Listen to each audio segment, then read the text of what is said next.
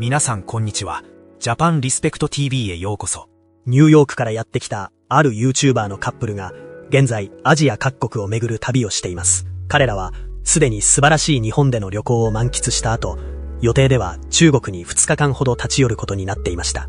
投稿された動画の中で2人はアジアを訪れるのは今回が初めてなんだと語り、日本での体験は自分たちにとって本当に衝撃的なものだったと振り返っています。そして次に控えている中国での旅にもワクワクと胸を躍らせていました。Coming right from Tokyo, things are a lot different, especially because we got used to being in Japan for so long.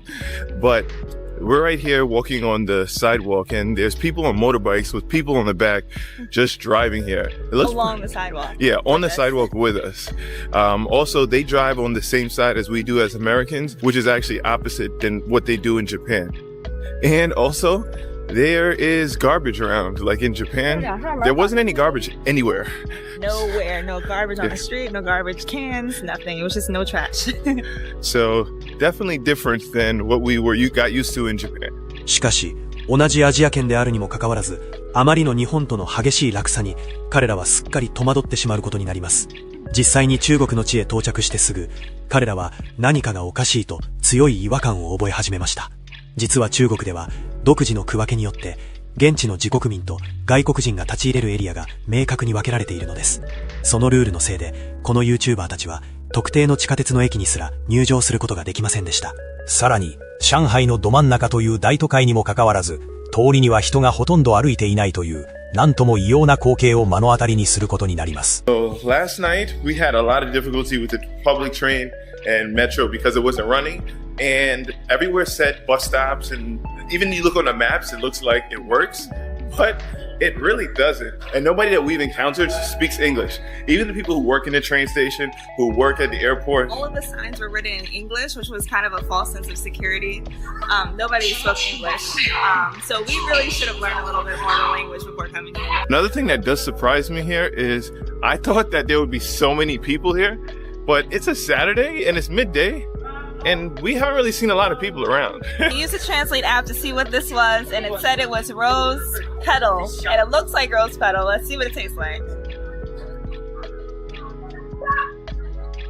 Very much like rose jelly.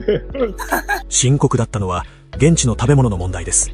二人は料理を口にして味が変だと不満をこぼしていましたが、観光地で売られている食べ物の多くは単に工場から仕入れたものを温め直して出しているだけのケースが非常に多いからなのです。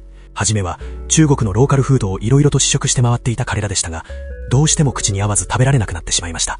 そこで高級レストランならきっと違うはずだと考え、高価なお店を必死に探し始めます。I'm tired of chicken wings and pork fried rice, so I saw this place, and it looked like more upscale kind of food, so I said, let me try it. So the first problem I ran into is that I had no idea what anything on the menu says, and the literal translations are like crazy names. It's like beef, lung, liver, whatever, or something. It's not like just beef, rice, or something like that. So I looked at what the guy had next to me,And I ordered that. 挙句の果てにはまともな水すら飲むことができないとうんざりした様子でぼやいていました。 Another thing that's different here in China is the water fountains and all the drinking water is hot, which is different. You know, I'm used to nice cold water. Here's everything in China I still can't get used to as a foreigner, even though I'm Chinese. Number one is how people follow you in shops. You know how in the West you enter the shop assistant might be like, hey, let me know if you need anything. And then they just get about their day. In China, you go into a shop, they come up to you and they follow you around. Like, I know it's meant to be good service, but it's also like, oh, give me some space. And then they start like suggesting you things. They're like, oh, I think you'd look good in this. I think you could look good in that. I know it's just a culture thing, but it's just, I like my space when I shop. Number two is how much they like pushing. I was literally in the middle of making an order at Haiti, and this woman just like pushes in front of me and starts making her order. Like, hello? I feel like the Brits line up too much, but Chinese is like the other way around. Like, everyone tries to push in line. You're a country of how many billion people, like, you gotta push to get your way, but I don't know, I kind of miss like the queuing up in England. Number three is how there's no earphone culture. Like, everyone just listens to things on loudspeaker. They like speak on the phone on loudspeaker. In the bathroom, you can just hear people watching videos. On the bus, like, kids will just be playing things super loud on loudspeaker, and it's just like, oh, I just want some peace and quiet. Number four is the toilets. In China, they've got the toilets where it's just like a hole in the ground. So if you want to poo, you have to like do the Asian squat, you know? I just don't like it. I like to sit down. I like my toilet time to be a relaxing experience. Even when I pee, sometimes I just sit down, I rest for a little while. But no, in China you have to squat. And that's not my vibe, that's not my fantasy. China's a very safe country, and I usually, 99% of the time, never feel uncomfortable in public. However, last week I was in a public bathroom in the middle of the afternoon, using the urinal, and a man came up to the urinal next to me. Fine. He looked and then started staring down. So I noticed this out the corner of my eye and finished up. As I left, I just shook my head to sort of show that I didn't appreciate his interest. So I exit and walk up the road. As I am about maybe 25, 30 meters up the road, I look back and he's now following me. He's getting closer and closer and closer. He then gets very close to me, to which I can feel his presence behind me. So I turn around and just say, What do you want?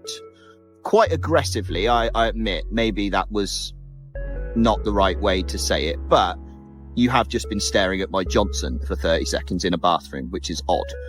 He panics, looks kind of shocked that I've confronted him, and he just freezes and goes, I'm sorry, and walks off. So yeah, usually I don't feel uncomfortable in China, but this one really did make me feel quite uneasy. I'm not sure whether it was the staring at my Johnson or him following me afterwards, which was the worst part. Do you think I overreacted by confronting him? そしてこちらが、先ほどご紹介したそのカップル YouTuber が日本を旅行した際に撮影した動画の様子です。The thing about Japan is a lot of things don't open really early. So we actually were walking to the Osaka castle and we found this restaurant called Yayoi, I think. And it was really cool because it opened at 7 a.m. and they have a lot of different foods. So I actually got a hamburger steak, I got shrimp, I got chicken, miso soup, and rice. Yes, I got the miso soup and french fries. What I love about Japan is just how organized everything is. Like, you go right on the train, there's lines to where you're supposed to go, where you're not supposed to go. And this would never happen in New York City. So we're walking to Sutenkaku, and it's beautiful streets over here.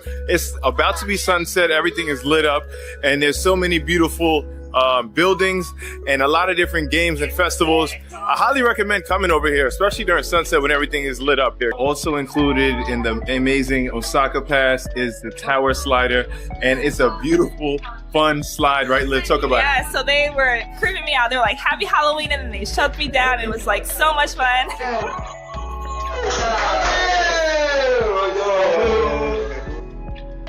Let's go.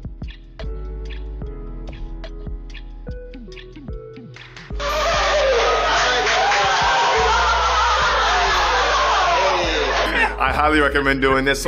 So we made it up to Sutenkaku Tower, which is one of the tallest towers in all of Japan. And it's beautiful to see this observation deck. Everything looks so beautiful late at night. So we just walked down the Sutenkaku Tower, and I'm not gonna lie, that place, they don't want you to leave. Because every time you go down, there's something else, there's music playing, there's a whole lot of things going on. So coming from New York, I'm honestly never really surprised by crowds. But what I am surprised by is how respectful this crowd is. Like, if this is New York, the last time there was this many people, Kai Cenat was in the city, everybody went to prison, everybody was fighting, but this, you know, it's people just having fun walking around, everybody respectful, everybody having a good time, so. It's got a taiyaki, which is like a, kind of like a cakey outside and a custard on the inside. I got a premium custard, so it tastes kind of like vanilla pudding on the inside, and it's very hot. And it's very good. Japan has a really cool and unique convenience store culture where they have tons of food and it's super affordable. You can get it. It's usually cold or frozen and they'll heat it up for you here. So you can get full meals, especially like Olivia, who is really particular with her food. A lot of the foods here have meat and things like that. You can really choose what you want here at the 7-Elevens and the convenience store. So I highly recommend coming and visiting. So as soon as you walk out of Fushi Inari, there's a lot of different vendors where you can buy different foods. So come and try some of the local foods. I got the strawberry daifuku with the strawberry, and it's pretty good. I like it. It's a little chewy, like a gummy bear kind of, but lots of flavor. And it has red bean paste. I got these candy strawberries because I've been seeing everybody eating them all around, and it's good. It's very sweet. The candied part is kind of like hard, and it'll definitely get stuck in your teeth. It's gonna kind of stuck in my teeth, but it's really, really sweet. The next stop here is the Nishiki market, and it is a lot of people here during this time. It closes at 6 p.m., so be sure to get here earlier than that. But they have a lot of different street vendors, a lot of local foods. I first started by getting eel with soy sauce, and it was phenomenal. Nice, savory, lots of food there, lots of flavor. And then after that, I stopped and I saw a long line for takoyaki, which is traditional to Osaka region. So I had to get it. It was super cheap. It was like 280 yen, and it was 6 balls. It's like octopus on the inside, and I didn't think I would like it because I was mad I was going to get about 6, but honestly, a lot of flavor. I highly recommend trying it. The octopus is really good. So we just got off the bus from Shinjuku station, and we got dropped off like literally on the side of the road. It's not even like a station, even though it does say Shimiyoshida Station. It's beautiful. That ride over here was amazing. Very scenic. Right now, because of the fall foliage, you see a lot of different colors. You see the rivers here.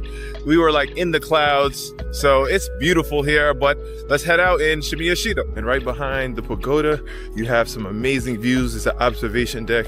Unfortunately today, we thought it was gonna open up, but it's still behind the clouds. You still can see a little bit of the snow caps, but you can't see the top of Mount Fuji.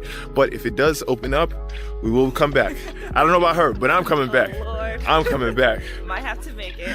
And we actually passed the Arts and Crafts College. And when you're going down here, you see a lot of people stopping, drawing at the different buildings. And painting. Yeah, so it's beautiful to see. So far, we've been to Tokyo, we've been to Osaka, we've been to Nara, and now we're in Kyoto. And Kyoto is my favorite region. My favorite too, for sure. It's just like, it's authentic. You see old styles, you see the architecture. This to me is what Japan I've always dreamt about. It's quiet here, it's serene. This is a place that I could see myself coming back to over and over again. And I feel like I could live here. 今回のエピソードはいかがでしたか？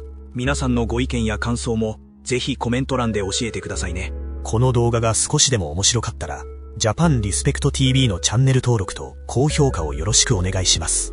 それではまた次回の動画でお会いしましょう。